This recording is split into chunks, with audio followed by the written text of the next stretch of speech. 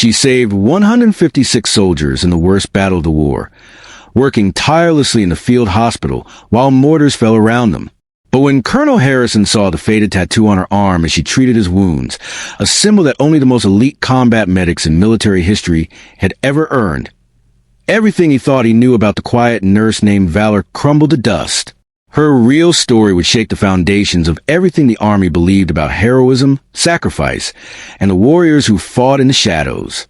Welcome to those who left a trace. Before we dive into this extraordinary story, tell us in the comments where in the world are you watching from today. And if you believe stories of hidden heroes deserve to be heard, hit that subscribe button. You make this community what it is. The forward surgical team at Combat Outpost Viper had been operating at full capacity for 6 straight days when Lieutenant Colonel Marcus Harrison arrived with a convoy of wounded soldiers from a firefight that had gone catastrophically wrong. The small medical facility, located just 12 miles from the Pakistani border in one of Afghanistan's most volatile regions, was designed to handle routine casualties and minor injuries. It was not equipped for the kind of mass casualty event that had just rolled through its gates. Harrison himself had taken shrapnel from an IED that had torn through his Humvee, leaving deep lacerations across his left arm and shoulder. But his injuries were minor compared to what the other soldiers had endured. Multiple gunshot wounds, severe burns from vehicle fires, traumatic amputations, and blast injuries that pushed the boundaries of what military medicine could address in a forward combat zone. The medical staff at COP Viper consisted of 2 doctors, 4 nurses, and a handful of medics, barely enough personnel to handle normal operations, let alone the 17 critically wounded soldiers who now filled every available bed and stretched out across the floor of the small facility. And in the center of it all, moving with calm efficiency that seemed almost supernatural given the chaos around her, was Staff Sergeant Valor Mitchell. To Harrison and most of the other officers who had interacted with the medical staff at COP Viper, Valor was simply one of the nurses, a competent professional who did her job well, but didn't stand out in any particular way. She was in her late 20s, of medium height with auburn hair, usually pulled back in a regulation bun, and she spoke with a kind of soft southern accent that suggested she had grown up far from the combat zones where she now served. What distinguished Valor from the other medical personnel wasn't her appearance or her manner, but her almost uncanny ability to remain calm under pressure and to make medical decisions with a speed and accuracy that consistently impressed the doctors she worked with.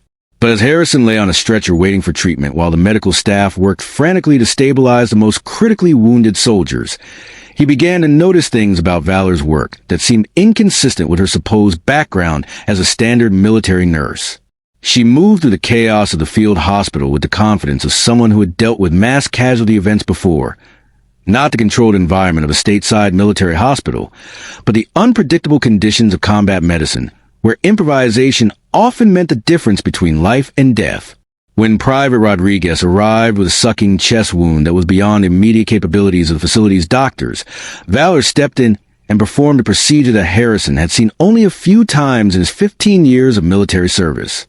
Using equipment that was technically beyond her authorized scope of practice, she stabilized Rodriguez's condition with the kind of precision that suggested extensive experience with battlefield trauma surgery.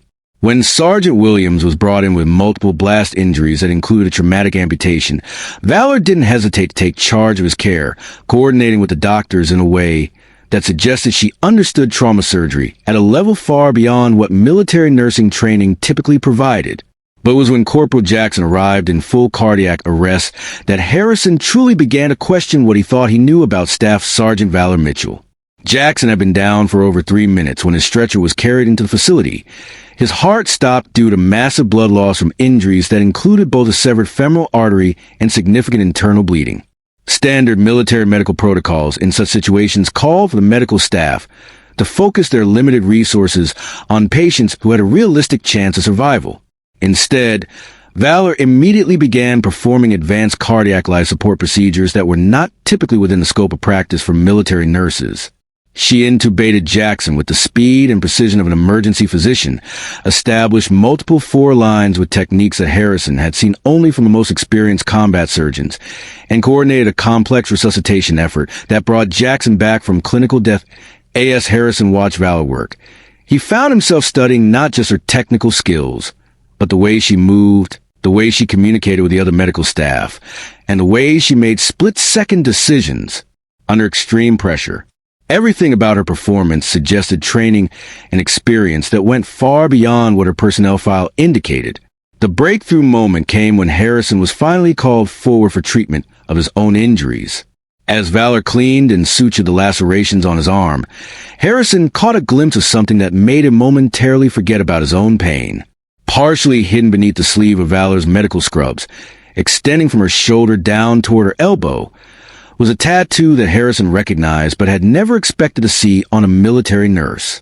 It was a caduceus, the traditional symbol of military medicine, but not the standard version that appeared on most medical personnel's insignia. This was a specialized variant that incorporated elements that Harrison had seen only a few times in his career, and only on the uniforms and equipment of the most elite combat medical personnel in the military.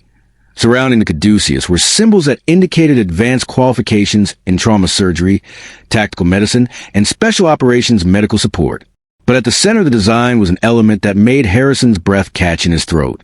It was a distinctive insignia of the Special Operations Medical Training Program, a qualification so rare and so difficult to achieve that fewer than 50 military medical personnel in the entire armed forces possessed it at any given time.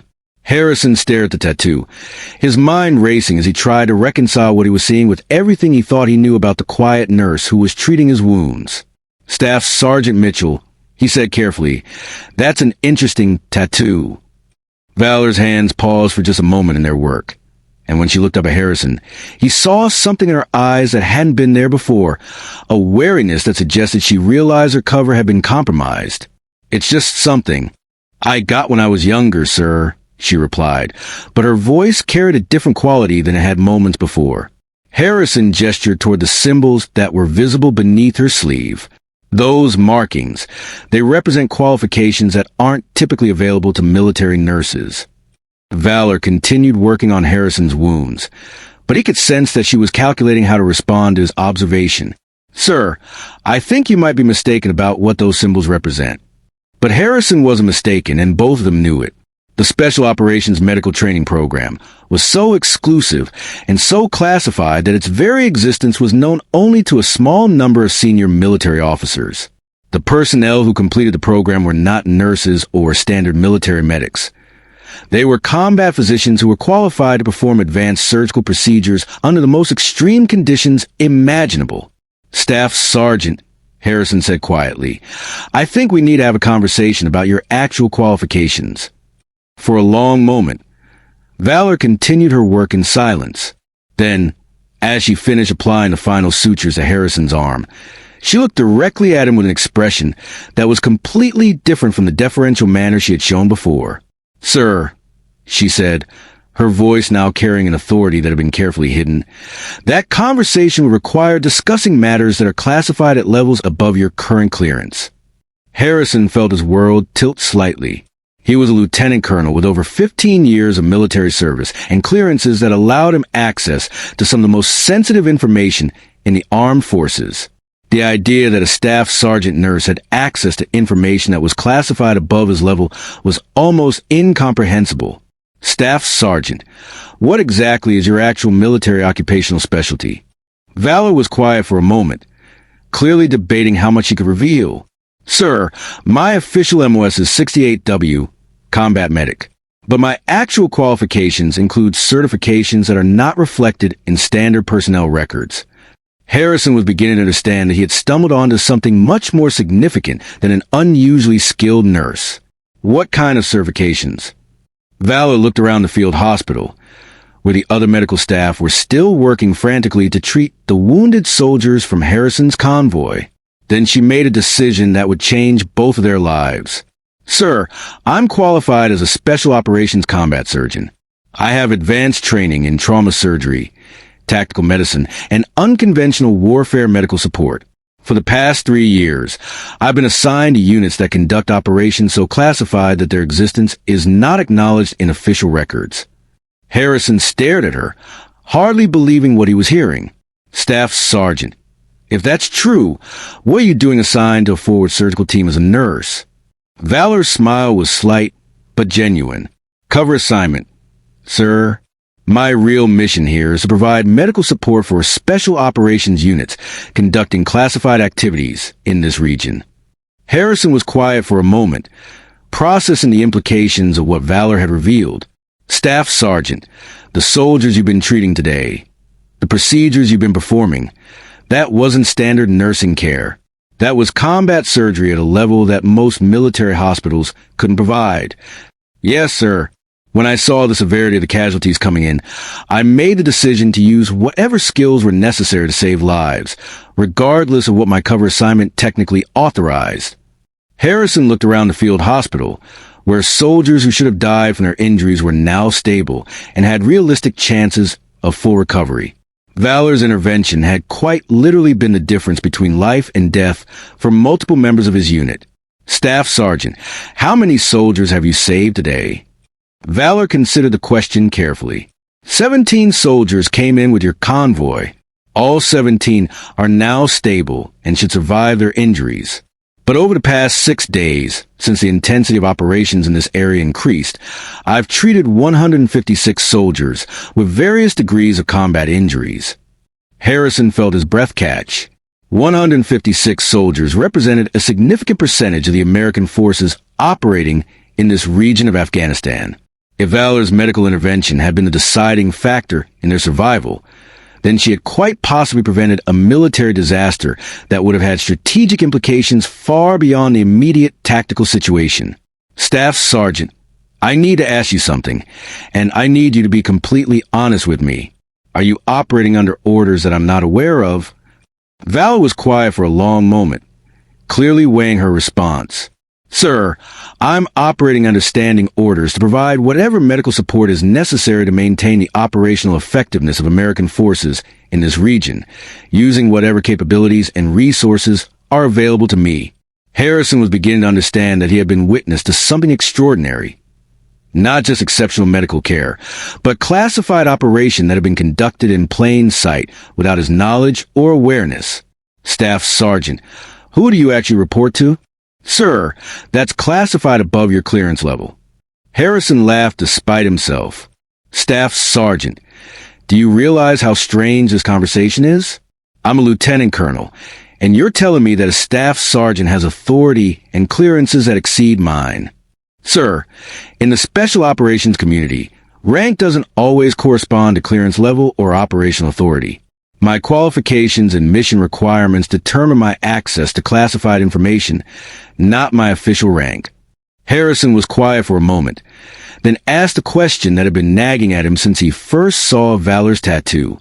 Staff Sergeant, how long have you been practicing medicine at this level? Valor looked away, and for the first time since their conversation began, she seemed uncertain about how to respond.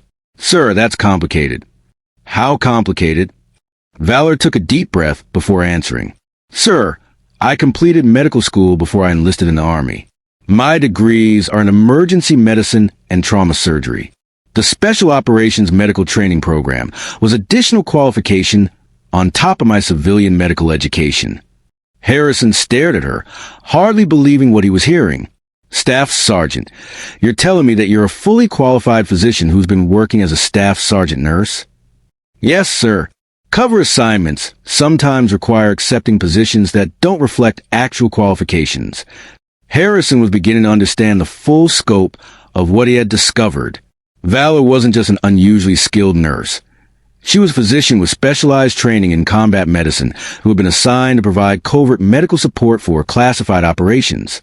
Staff Sergeant, the lives you saved today, that wasn't luck or exceptional nursing care. That was a trauma surgeon performing at the top of her profession under combat conditions. Yes, sir. Harrison looked around the field hospital, where 17 soldiers who should have died were now recovering from injuries that would have been fatal without Valor's intervention. Staff Sergeant, I have one more question. The 156 soldiers you mentioned, how many of them would have died without your intervention? Valor was quiet for a long moment, clearly calculating her response. Sir, based on standard survival rates for the types of injuries I've treated, approximately 40 to 50% of those soldiers would not have survived without immediate access to trauma surgery capabilities. Harrison felt the full weight of what she was telling him. Valor had quite possibly saved the lives of 60 to 80 American soldiers over the past 6 days, preventing casualties that would have represented a significant military disaster. Staff Sergeant, what you've accomplished, this isn't just exceptional medical care. This is a strategic-level contribution to military operations in this region. Sir, I was just doing my job. Harrison shook his head. Staff Sergeant, what you've been doing goes far beyond any job description I've ever seen. That evening, as the immediate medical crisis subsided and the wounded soldiers were stabilized for evacuation to higher-level medical facilities, Harrison found himself alone with Valor in the field hospital's small supply area. Staff Sergeant, he said, I need to understand something. If you're qualified as a trauma surgeon with special operations training, why accept an assignment that requires you to hide your actual capabilities? Valor was organizing medical supplies as they talked, her movements efficient and precise even in this routine task. Sir, there are situations where having a highly qualified medical officer available without the enemy knowing about it provides significant tactical advantages. Harrison was beginning to understand. You mean that if enemy forces knew there was a trauma surgeon at this forward position, they might target this facility specifically to eliminate advanced medical capabilities? That's part of it, sir. But there's also the factor that special operations medical personnel are sometimes tasked with missions that go beyond standard medical support. Harrison felt a chill as he processed the implications of what she was suggesting. Staff Sergeant, are you telling me that you've been involved in operations other than medical support? Valor looked at him carefully, clearly evaluating how much she could reveal. Sir, special operations medical personnel are trained in capabilities that extend beyond treating friendly casualties. Harrison waited for her to continue, sensing that she was about to reveal something significant. Sir, we're also trained in target assessment. The euphemism hung in the air between them, and Harrison realized that Valor was telling him that she had been trained not just to save lives, but to take them when mission requirements demanded it. Staff Sergeant, are you saying that you've been involved in direct action operations? Sir, I can't discuss specific operations, but my qualifications include training in unconventional warfare techniques that support special operations missions. Harrison was quiet for a moment, processing what he was learning about the woman who had just saved the lives of 17 members of his unit. Staff Sergeant, when you've been saving lives over the past 6 days, have you also been gathering intelligence about enemy activities in this region? Valor smiled for the first time since their conversation had begun. Sir, medical personnel have unique access to information that can be valuable for understanding enemy capabilities and intentions. Harrison was beginning to appreciate the full scope of Valor's mission. She wasn't just providing covert medical support. She was conducting intelligence operations under cover of her medical duties. Staff Sergeant, the information you've gathered, is that being used to support ongoing military operations? Sir, all information gathered by special operations personnel is processed through appropriate intelligence channels and used to support American military objectives. Harrison leaned back against the supply shelves, trying to process everything he had learned about Valor's actual role and capabilities. Staff Sergeant, I have to ask, how many people like you are there? Special operations medical personnel operating undercover assignments. Sir, that's classified, but I can tell you that the program is small and highly selective. Harrison was quiet for a moment, then asked a question that had been bothering him since he first saw Valor's tattoo. Staff Sergeant, why reveal your actual qualifications to me? You could have continued operating undercover without anyone knowing what you were really doing. Valor looked directly at him, her expression serious. Sir, because the situation in this region is deteriorating rapidly, and the medical support requirements are exceeding what a single covert operator can handle, I may need to request additional resources, and that will require someone with command authority who understands what's actually happening here. Harrison felt his stomach tighten. Staff Sergeant, are you telling me that you expect the casualty rates to increase? Sir, based on the intelligence I've gathered over the past week, enemy forces are planning operations that will significantly increase the threat level to American forces in this area. Valor pulled out a small notebook and showed Harrison a series of entries that documented her observations over the past several days. Sir, the casualties I've been treating, their injuries show patterns that suggest enemy forces are using increasingly sophisticated weapons and tactics. She pointed to specific entries in her notebook. Improved explosive devices with advanced triggering mechanisms. Small arms fire from weapons that suggest foreign military support. And coordination between different enemy groups that indicates centralized command and control. Harrison studied the information, recognizing the intelligence value of what Valor had documented. Staff Sergeant, this intelligence, how is it being reported? Sir, through channels that you don't have access to.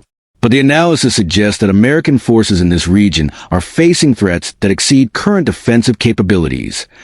Harrison was beginning to understand why Valor had chosen to reveal her actual qualifications and mission. Staff Sergeant, you're telling me that you need support to handle the medical casualties that are likely to result from increased enemy activity. Yes, sir. And more than that, the intelligence I've gathered suggests that this facility may become a primary target for enemy operations. Harrison felt his blood run cold. Staff Sergeant, are you saying that COP Viper is going to be attacked? Sir, I'm saying that the patterns I've observed suggest that enemy forces are planning operations specifically designed to eliminate American medical capabilities in this region. Valor showed him additional entries in her notebook that documented her analysis of enemy activities. Sir, eliminating forward medical support would significantly increase American casualty rates and could force a reduction in operational tempo. From an enemy perspective, attacking medical facilities represents a high-value target with strategic implications. Harrison was quiet for a moment, processing the implications of what Valor was telling him. Staff Sergeant, what kind of support do you need? Sir, I need authority to request additional special operations medical personnel and to coordinate with intelligence assets for enhanced security at this facility. Harrison looked around the small field hospital, imagining it under attack from enemy forces specifically targeting its medical capabilities.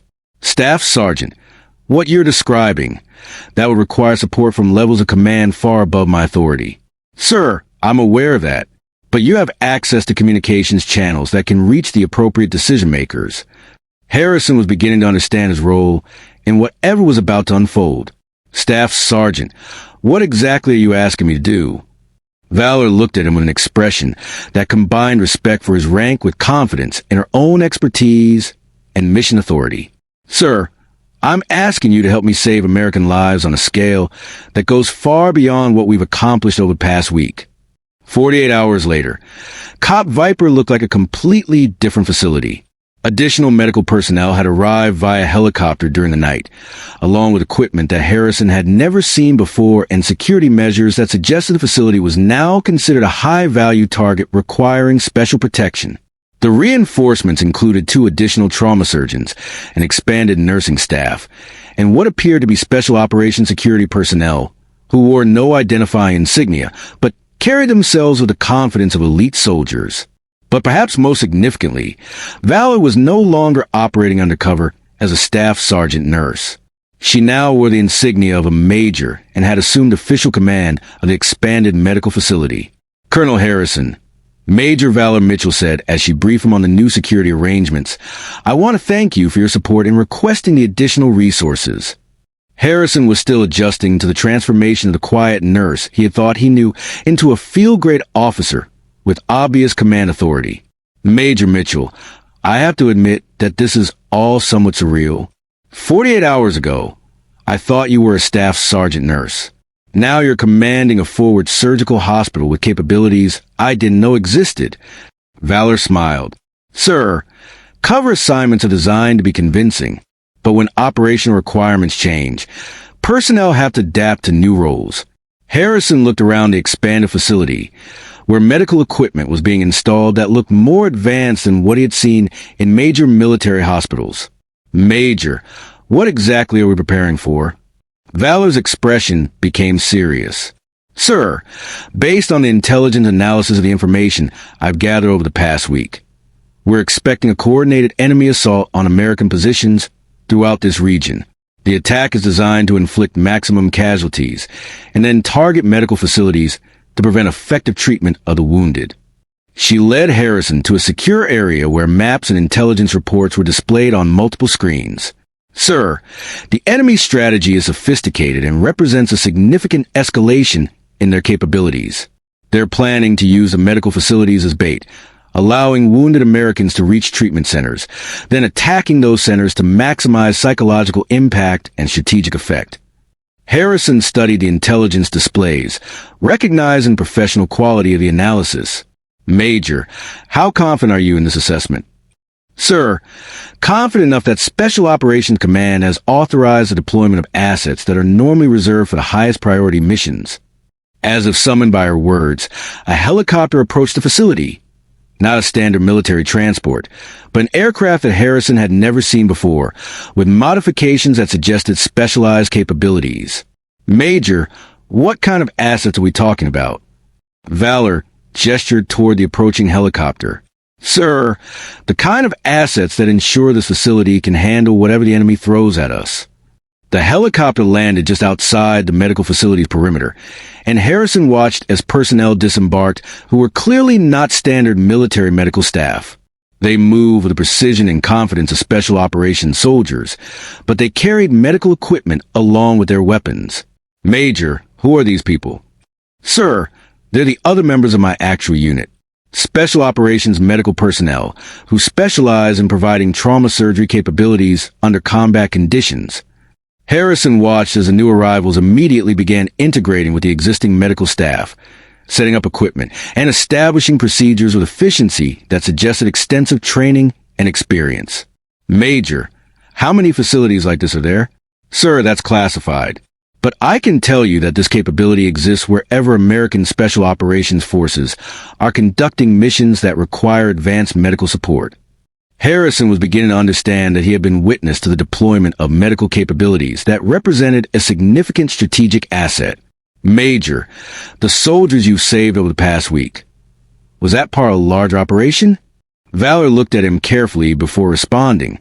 Sir, every American soldier saved contributes to the overall success of our mission in this region.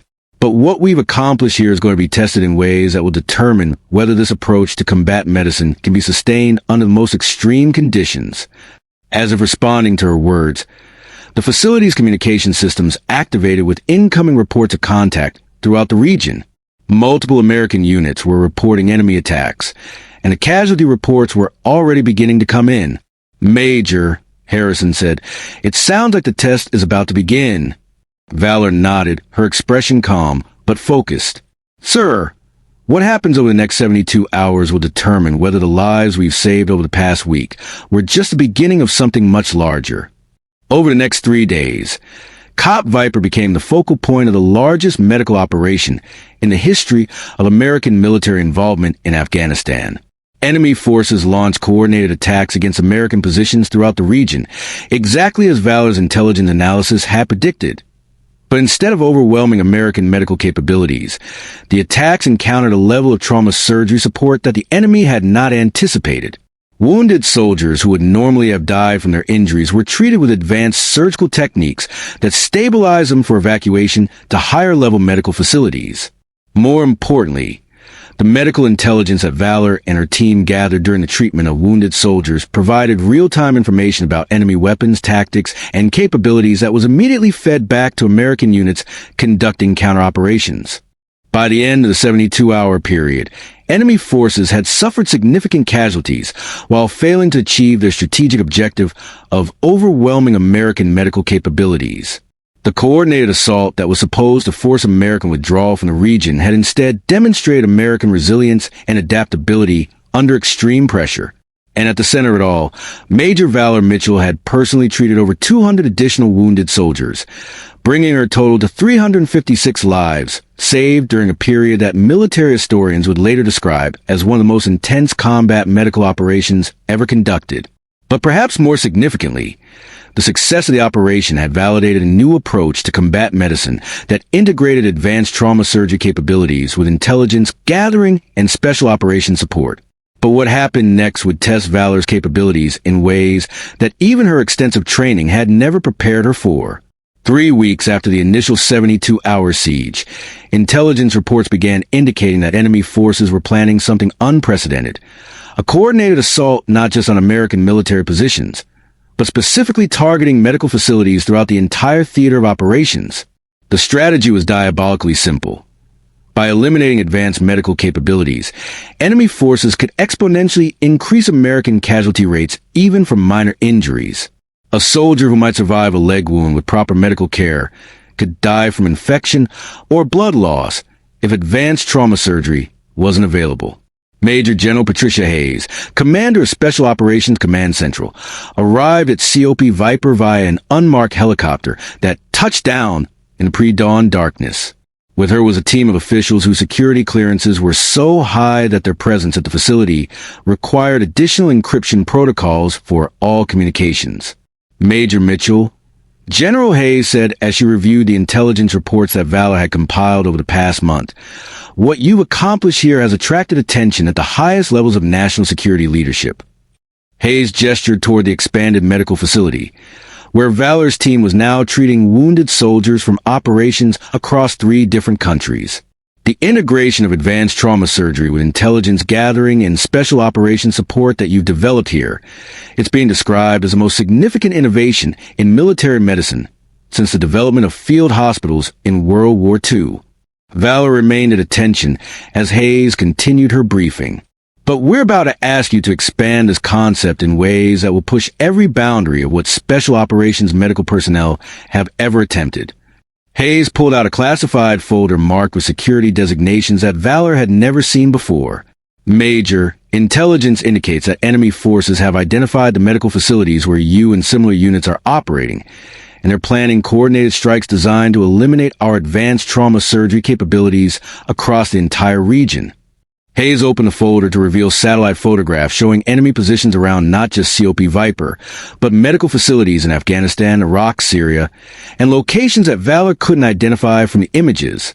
Major, we estimate that enemy forces are planning to attack 12 different medical facilities simultaneously, using weapons and tactics specifically designed to maximize casualties among medical personnel. Valor studied the photographs, recognizing the sophistication of the enemy planning. These weren't random attacks on targets of opportunity. These were precisely coordinated strikes against specific capabilities that the enemy had clearly studied and analyzed. "Ma'am, what kind of timeline are we looking at?" "Intelligence suggests the attacks will begin within 96 hours, Hayes replied. "But here's the challenge, Major.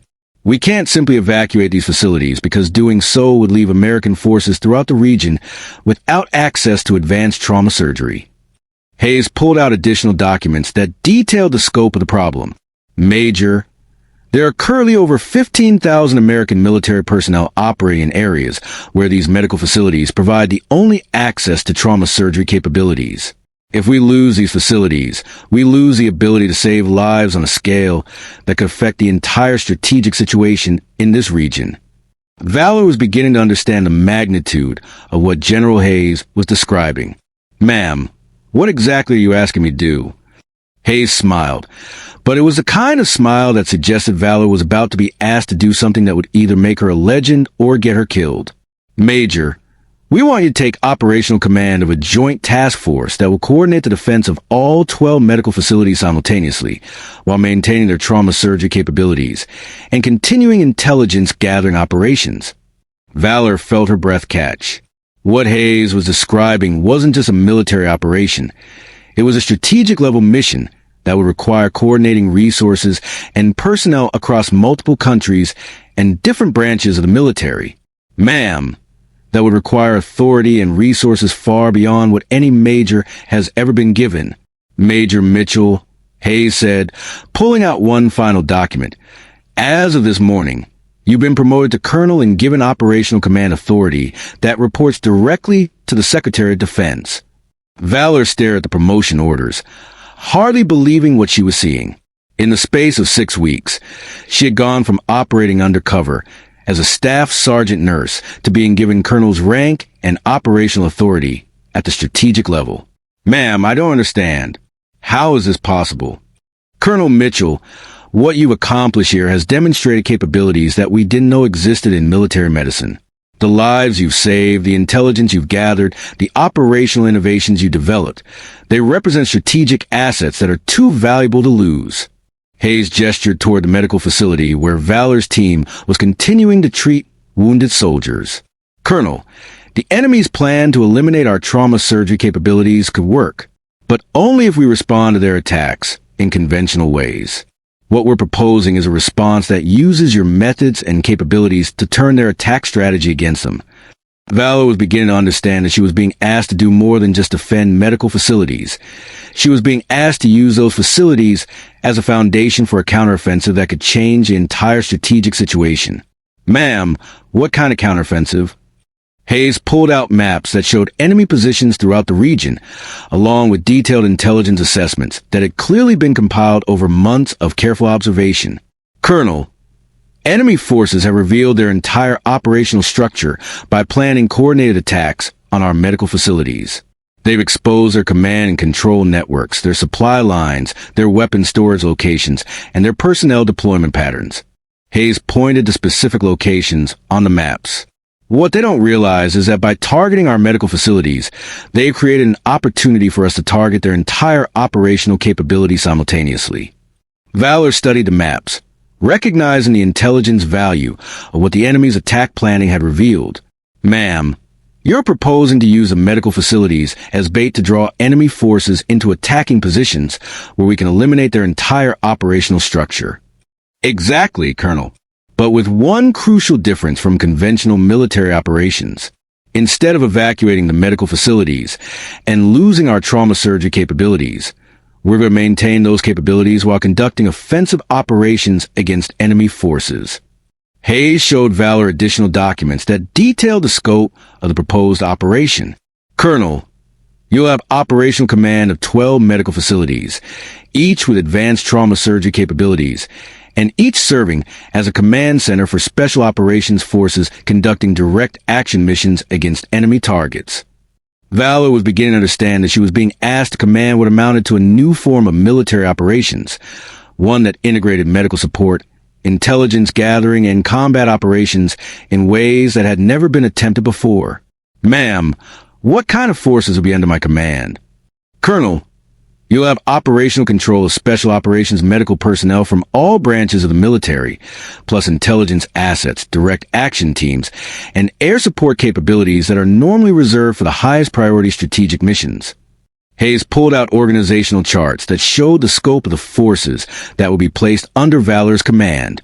Colonel, in total, you'll be commanding approximately 3,000 personnel across 12 different locations, conducting operations that will simultaneously provide medical support for American forces while eliminating enemy capabilities across the entire theater. Valor stared at the organizational charts, hardly believing the scope of what she was being asked to command. Ma'am, this isn't just a medical operation. This is a strategic-level military campaign. Colonel Mitchell, that's exactly what it is. And you're the only person in the military who has demonstrated the capability to integrate medical support with intelligence gathering and combat operations at the level required for this mission to succeed. Hayes stood up and walked to the window overlooking the medical facility where Valor's team was working. Colonel, conventional military thinking separates medical support from combat operations. What you've proven here is that this separation isn't just unnecessary. It's actually counterproductive. She turned back to Valor. The lives you've saved here haven't just been individual medical successes. They've been strategic contributions to military effectiveness that have multiplied the combat capabilities of every unit operating in this region. Hayes pulled out intelligence reports that documented the broader impact of Valor's medical operations. Colonel, units that have access to your trauma surgery capabilities have been able to conduct operations that would have been impossible with conventional medical support. They take risks they wouldn't normally take because they know that even severe injuries can be treated successfully. Valor was beginning to understand that her medical operations had strategic implications that went far beyond the individual lives she had saved. Ma'am, you're saying that advanced trauma surgery capabilities actually increase combat effectiveness by allowing units to accept higher levels of risk. Exactly, Colonel. And what we're proposing is to expand this concept to the strategic level. By providing advanced trauma surgery capabilities while simultaneously conducting offensive operations, we can achieve military objectives that would normally require much larger forces and much longer timelines. Hayes showed Valor battle plans that detailed how the 12 medical facilities would serve as operational centers for coordinated attacks against enemy positions. Colonel, the enemy's plan to attack our medical facilities is actually going to provide us with the opportunity to eliminate their entire operational structure while demonstrating advanced military capabilities that will serve as a deterrent to future attacks. Valor studied the battle plans, recognizing the sophisticated integration of medical support, intelligence operations, and direct action missions. Ma'am, what's the timeline for implementing these operations? Colonel, you have 72 hours to establish operational command of all 12 facilities and prepare for coordinated defensive and offensive operations that will begin simultaneously with the enemy's planned attacks. Hayes handed Valor a secure communication device that would allow her to coordinate with forces across the entire theater. Colonel, the success of this operation will determine whether the integration of medical support with combat operations becomes standard doctrine for special operations forces, or whether it remains an experimental concept that couldn't be scaled to strategic levels. Valor activated the communication device and immediately began receiving status reports from medical facilities across 3 different countries. Ma'am, what happens if we succeed? Hayes smiled, and this time it was genuine. Colonel, if you succeed, you'll have revolutionized military operations in ways that will influence strategic thinking for decades. And if we fail? Colonel, failure is an option. Too many lives depend on the capabilities you've developed, and too many strategic objectives depend on proving that this integration of medical and combat operations can work at scale. Over the next 72 hours, Colonel Valor Mitchell accomplished what military historians would later describe as one of the most complex operational deployments in the history of special operations forces. Working with minimal sleep and coordinating across multiple time zones, she established operational command of 12 medical facilities, each of which was transformed from a simple trauma surgery center into a multifunctional operational base capable of providing medical support, gathering, intelligence, and coordinating direct action missions. The personnel under her command included not just medical staff, but intelligence analysts, communication specialists, direct action teams, air support coordinators, and logistics personnel, all integrated into a unified command structure that could respond instantly to changing operational requirements.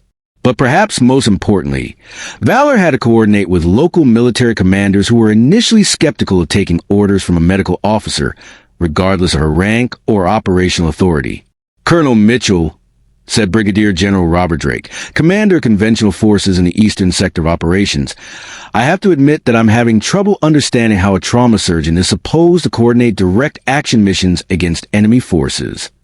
Valor was conducting the briefing via secure video conference from COP Viper, simultaneously monitoring medical operations and coordinating with intelligence assets across the theater.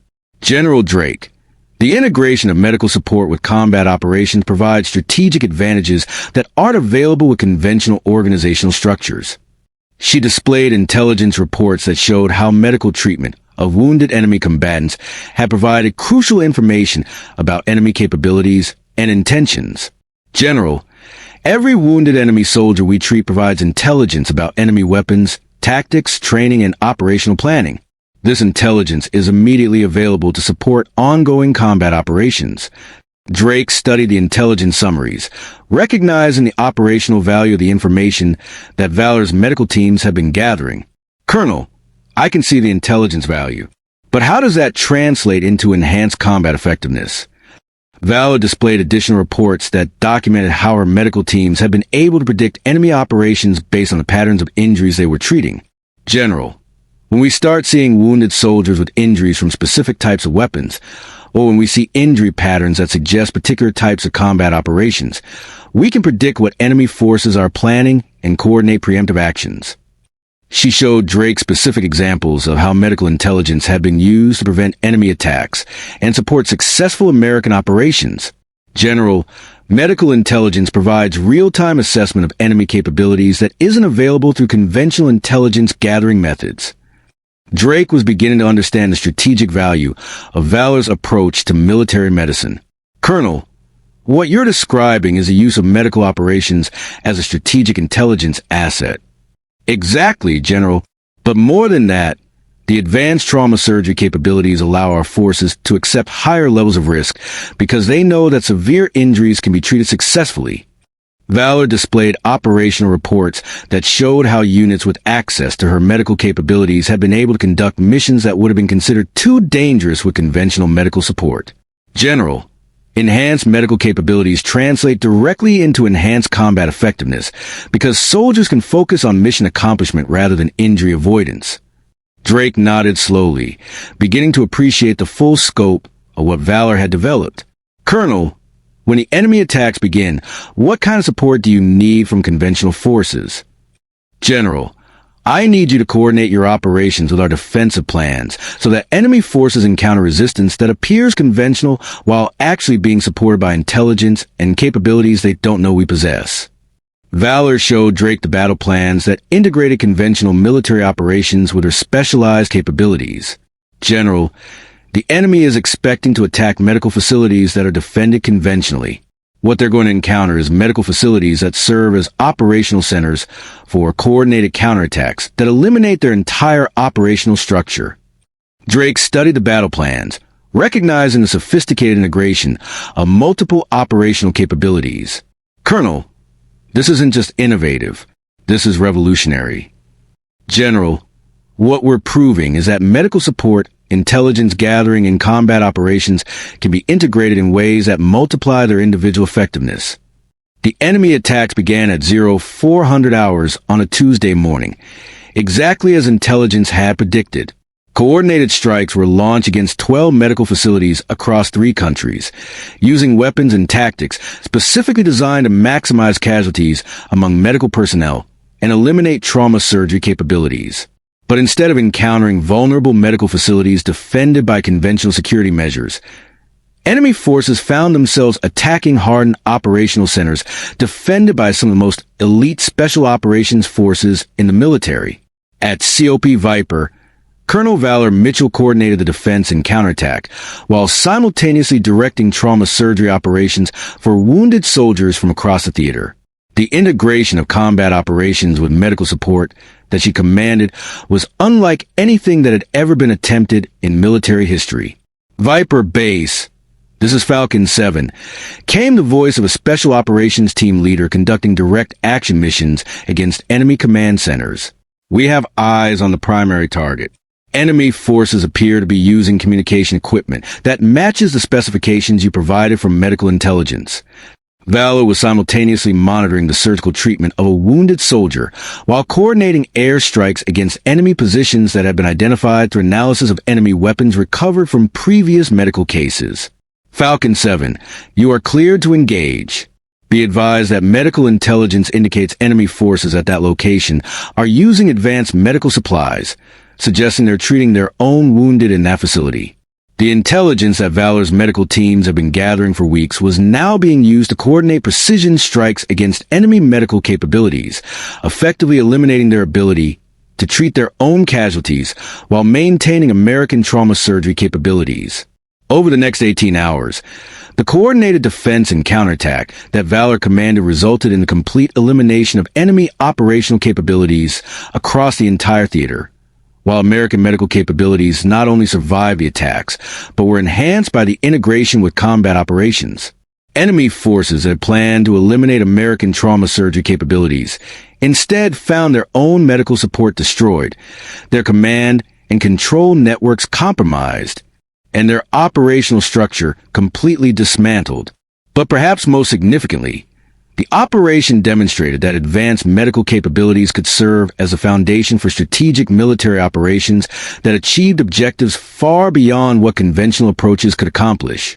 When the fighting ended, Colonel Valor Mitchell had not only successfully defended 12 medical facilities against coordinated enemy attacks, but it commanded operations that eliminated enemy capabilities across 3 countries while saving the lives of over 400 additional American and Allied soldiers. The total number of lives saved under her command now exceeded 750, while the strategic intelligence her medical teams had gathered had supported operations that prevented thousands of additional casualties. 1 year later, the Valor Protocol had become standard doctrine for special operations forces worldwide. The integration of advanced trauma surgery capabilities with intelligence gathering in combat operations that she had developed was being implemented in every theater where American forces were engaged in combat operations. Colonel Valor Mitchell, now promoted to full colonel and serving as director of the Special Operations Medical Command, oversaw training programs that produced medical personnel capable of serving multiple roles in high-threat environments. The facilities where she had first developed her techniques had been expanded into regional medical centers that served as operational headquarters for Special Operations Forces, while providing trauma surgery capabilities that saved thousands of lives annually. But perhaps most importantly, her work had fundamentally changed how the military understood the relationship between medical support and combat effectiveness. Medical personnel were no longer seen as support staff who treated casualties after combat operations, but as strategic assets who contributed directly to mission success while saving lives. General Hayes, now serving as chairman of the Joint Chiefs of Staff, often reflected on the day she had first met the quiet nurse at COP Viper who had been saving lives while gathering intelligence. The Valor Protocol, Hayes would tell senior military leadership, proved that our most artificial limitations were the assumptions we made about what different military specialties could accomplish when properly integrated. Colonel Mitchell didn't just save lives or gather intelligence or command combat operations. She proved that these capabilities could be combined in ways that made all of them more effective than they would have been separately. The lesson of Valor Mitchell is that the military's most valuable innovations come from personnel who refuse to accept that existing organizational boundaries represent actual limitations on what's possible. And in facilities around the world that officially didn't exist, medical personnel trained in the techniques that Valor had developed continue to save lives while conducting operations that protected national security in ways the public would never know about. The tattoo that started it all, the symbol that revealed Valor's true qualifications to Colonel Harrison, had become the insignia for a new branch of military medicine that integrated healing with fighting in ways that honored both missions. Because sometimes the person treating your wounds is also gathering the intelligence that prevents future casualties. Sometimes, the medical facility saving lives is also the command center eliminating enemy capabilities. And sometimes, the greatest strategic innovations come from refusing to accept that healing and fighting have to be separate missions. The 156 soldiers that Valor had saved during her first week at COP Viper had been just the beginning of a transformation that ultimately saved thousands of lives, while redefining what military medicine could accomplish when artificial limitations were removed and capabilities were integrated in service of a larger mission.